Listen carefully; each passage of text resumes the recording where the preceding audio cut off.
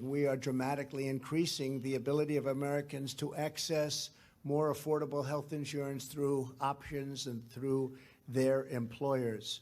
We're doing so by expanding health reimbursement arrangements, or HRAs as they are commonly known.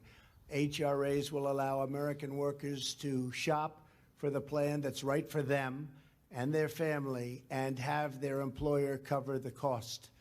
And it's a reasonable cost, and people are going to be getting tremendous benefits. And we believe that American families must always have the right and the power to choose the very best treatments, plans, doctors for themselves and for their loved ones. They need that freedom. They have to have that freedom.